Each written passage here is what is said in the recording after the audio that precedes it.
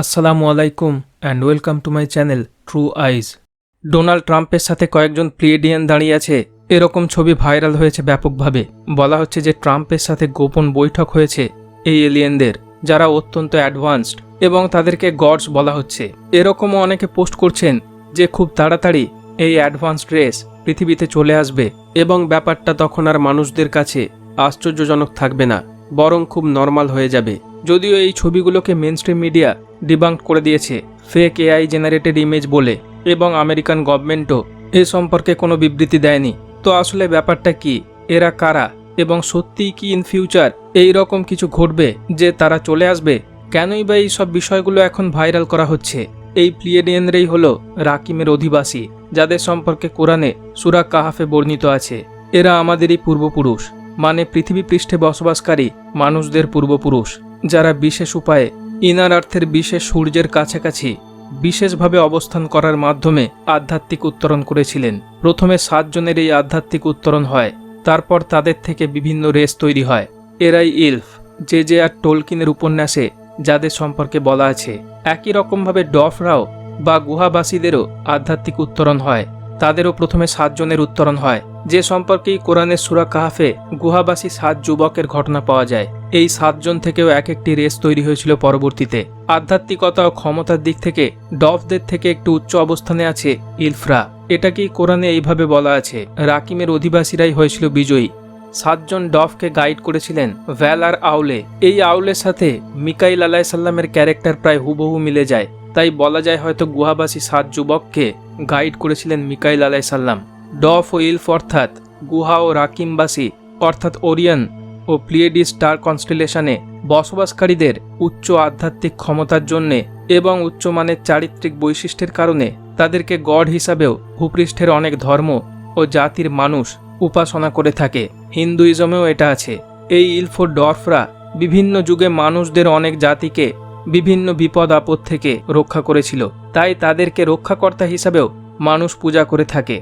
ডফরা যুদ্ধবাজ, এই কারণে পৌরাণিক গল্পে এদের যুদ্ধের ঘটনাগুলো কাহিনী হিসাবে বর্ণিত হয়েছে। এরা হলেন গডলি বিইং। তবে এইসব গডলি বিইংদেরও একজন সৃষ্টিকর্তা আছেন, তিনিই সমস্ত কিছু সৃষ্টিকারী, সমস্ত শক্তির উৎস।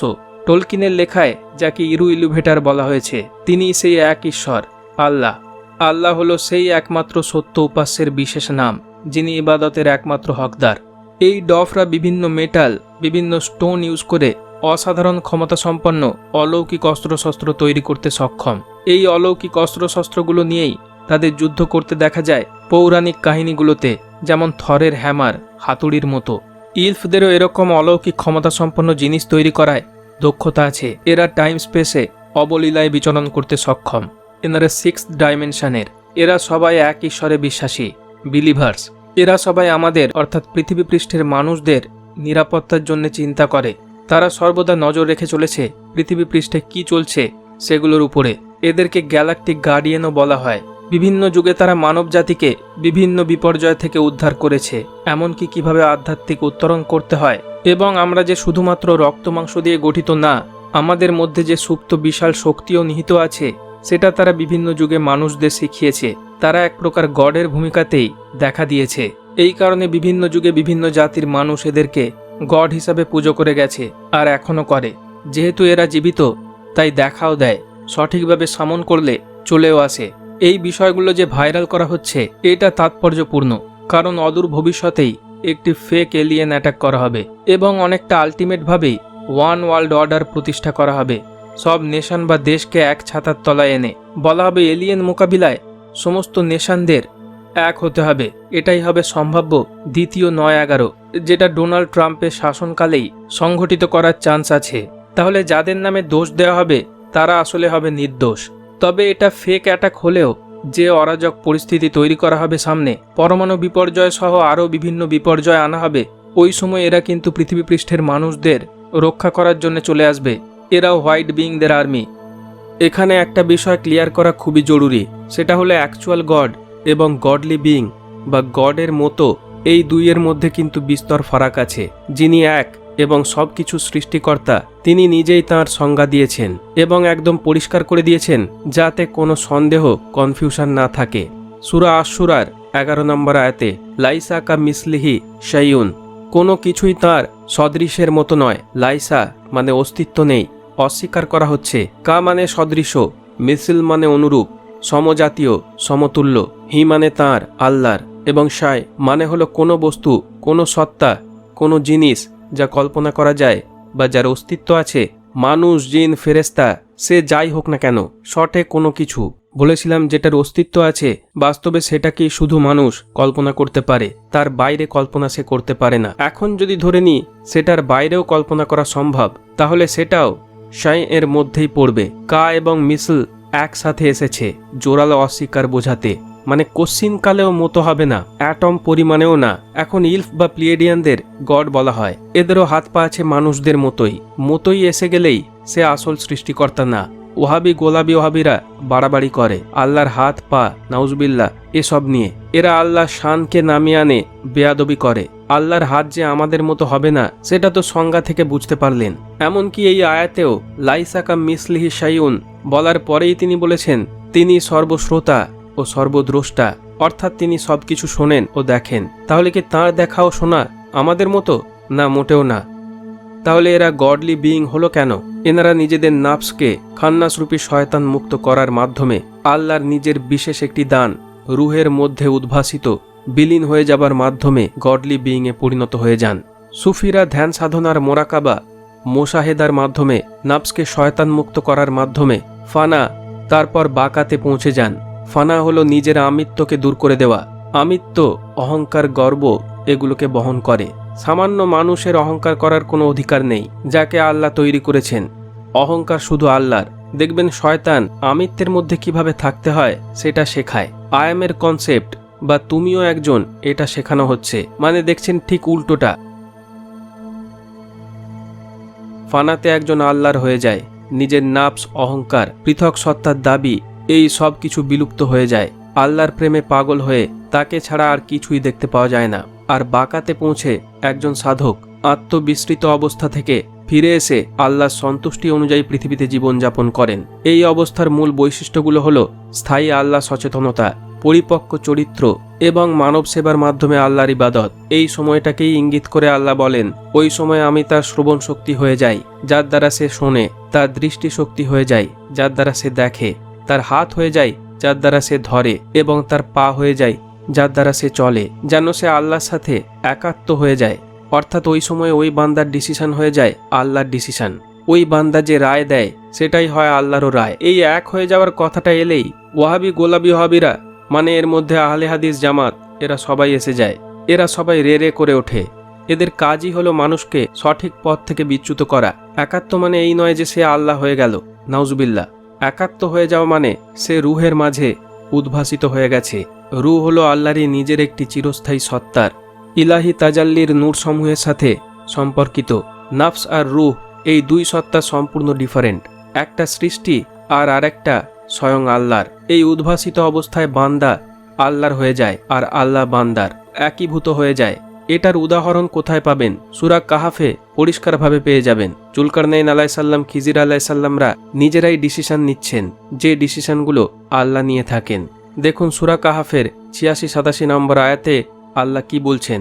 অতঃপর যখন সে সূর্যাস্তের স্থানে পৌঁছালো, তখন সে সূর্যকে একটি কর্দমাক্ত পানির ঝর্ণায় ডুবতে দেখতে পেল এবং সে এর কাছে একটি জাতির দেখা পেল।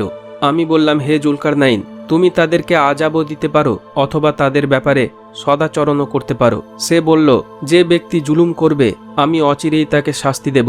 অতঃপর তাকে তার রবের নিকট ফিরিয়ে নেওয়া হবে, তখন তিনি তাকে কঠিন আযাব দেবেন। মানে দেখছেন আল্লাহ সম্পূর্ণ ডিসিশন নেওয়ার ক্ষমতা দিয়ে দিচ্ছেন জুলকারনাইন আলাইহিস সালামকে, এবং তিনি নিজেই ডিসিশন নিচ্ছেন যে আযাব দেবেন নাকি মাফ করে দেবেন। তাহলে কি জুলকারনাইন আলাইহিস সালাম শিরক করলেন? তারপর খিজির আলাইহিস সালাম একটা বাচ্চাকে মেরে ফেলেন। ওই বাচ্চার ভবিষ্যৎ দেখার পর নিজেই সিদ্ধান্ত নিয়ে মেরে ফেলেন এবং আজরাইল আলাইহিস সালামের কাজটাও করে দেন। তাহলে কি তিনিও শিরক করলেন এটা করে? এখানে তারা যে সিদ্ধান্তগুলো নিচ্ছেন সেটা আল্লাহরও সিদ্ধান্ত।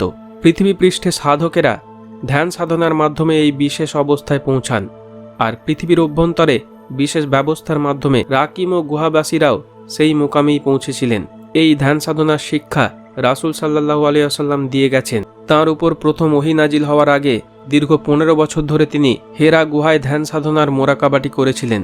জাবালুন নূর পর্বতের 2500 ফুট উঁচুতে থাকা একটি অন্ধকার হেরা গুহায়। ভাবা যায় এরপরেও ওয়াহাবি গোলাবি ওয়াহাবিরা বলে ধ্যান সাধনা মোরাকাবা বলে কিছু নেই, এগুলো সব হারাম। রাসূল সাল্লাল্লাহু আলাইহি ওয়াসাল্লাম এসব নাকি করতে বলেননি। এই সব ওয়াহাবি গোলাবি ওয়াহাবিদের কাছে প্রশ্ন করবেন সূরা কাহাফটা একটু বিশ্লেষণ করে দিতে। এরা উল্টো গলি দিয়ে পালাবে। এই সূরাটি তারা একদমই পছন্দ করে না।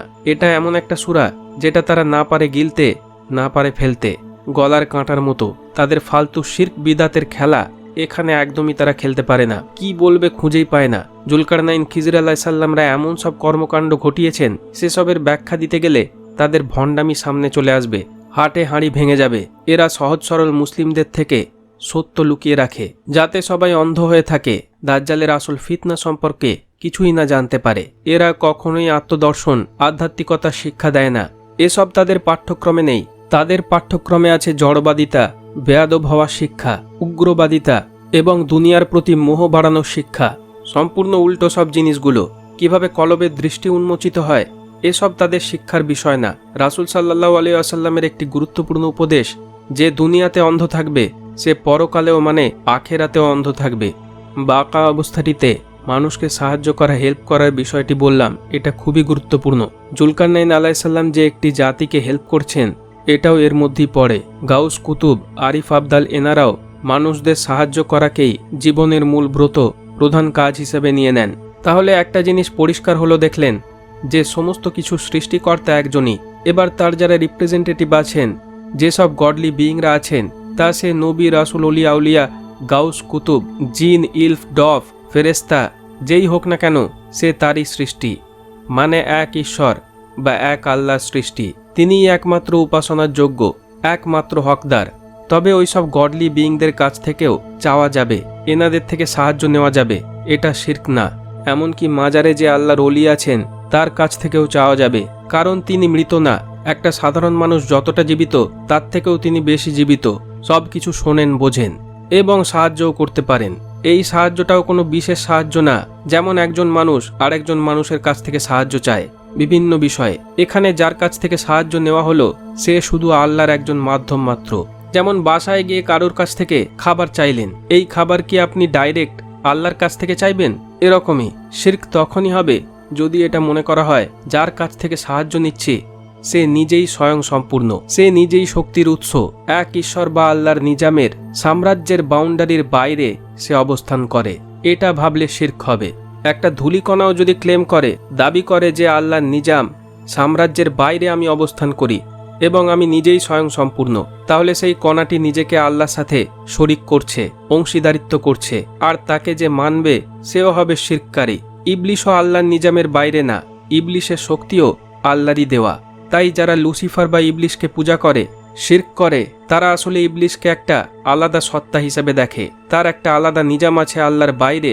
এরকম ভাবে ইবলিশও এইভাবেই নিজেকে তাদের কাছে প্রেজেন্ট করে, একটা আলাদা সত্তা হিসাবে, যার আলাদা সাম্রাজ্য আছে আল্লাহর এখতিয়ারের বাইরেও। এই জন্যই তারা হয়ে যায় শিরককারী।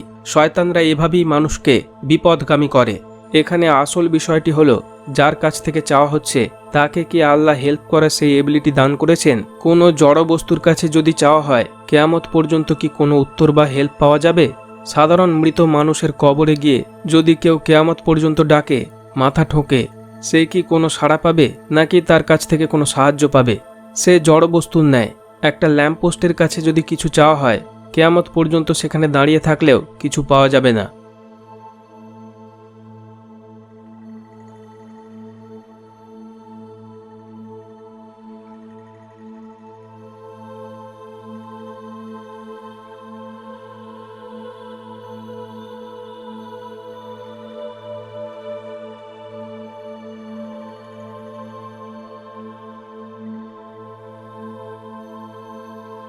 আদম আলাইসাল্লাম যখন মাটির মূর্তি অবস্থায় ছিলেন, তখন কিন্তু আল্লাহ সবাইকে বলেননি যে তোমরা আদমকে সেজদা করো।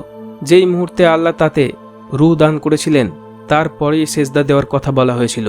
এটাও এই বিষয়টার সাথেই সম্পর্কিত। জড় বস্তুতে সেজদা দেওয়া যাবে না, সেটা জড় বস্তুই। তো প্রথমে জানতে হবে যার কাছ থেকে আমি চাইছি তার কি সেটা দেওয়ার এবিলিটি আছে। তারপর জানতে হবে সে কি নিজেকে আলাদা সত্তা হিসাবে আল্লাহ নিজামের বাইরে স্বয়ংসম্পূর্ণ শক্তি হিসাবে দাবি করে? যদি স্বয়ংসম্পূর্ণ শক্তি হিসাবে দাবি করে তো তার কাছ থেকে চাওয়া শিরক হবে। আবার আর একটা বিষয় এখানে আছে, একজনের সাহায্য করার এবিলিটিও আল্লাহ তাকে দিয়েছেন। আবার সে কখনোই নিজেকে আল্লাহ সাম্রাজ্যের বাইরের শক্তি হিসাবে দাবি করে না, যেমন ডফ ইলফরা মানে ওরিয়ান্স প্লিয়েডিয়ান্সরা। কিন্তু যারা তাদের কাছ থেকে সাহায্য চাইছে তারা এদেরকে স্বয়ংসম্পূর্ণ আল্লাহর বা এক ঈশ্বরের এখতিয়ারের বাইরের শক্তি হিসাবে দেখে। এটা যারা চাইছে তারা অজ্ঞতার কারণে করে, এটাও করা যাবে না, শিরক হবে।